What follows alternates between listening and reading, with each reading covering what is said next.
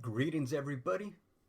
We recently applied for a passport for a 16-year-old family member, and I'd like to share what the process was like.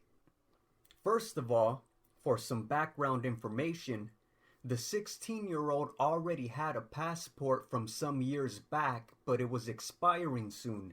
And when a child's passport is expiring, it can't be simply renewed. You have to apply for a new passport. In other words, anyone who gets a passport before they're 16 will have to apply for a new passport when they want another one. But if you get your passport when you're 16 or older, you can simply renew. Anyway, I want to talk about what happened at the post office. So for this video, we'll assume you already have your application printed and filled out.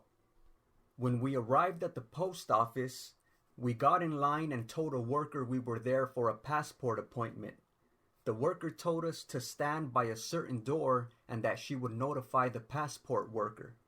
When it was our turn to be called, the worker asked who the applicant was and who the parents were.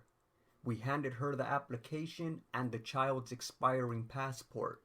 She then surprised me by asking for his birth certificate. The reason I was surprised is because on the application, it says you only need one of these items as proof of citizenship. So that's why we only came prepared with the passport. I told her I thought we only needed the passport, and she then asked if the 16-year-old had an ID, which also surprised me because, again, on the application, it says that the current passport can also be used as the proof of identity. Fortunately, the 16-year-old did have a student ID with him and provided it. The worker also asked for a parent's ID.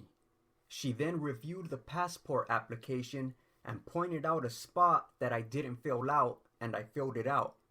She then took the applicant's photo, which you may not need to do if you bring your own photo.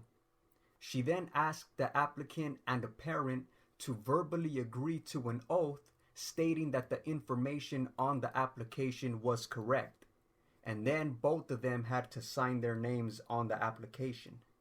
She then asked for the $130 check payable to the U.S. Department of State and told us to write the applicant's full name and date of birth on the check. Last, she asked if we wanted routine or expedited processing. Expedited costs $25 more, so we said routine. And we had to pay an additional $50 to the post office, which can be paid with the credit card, for the photo and the routine processing. She then said it could take 6 to 8 weeks to process, even though the U.S. Department of State website says 4 to 6 weeks.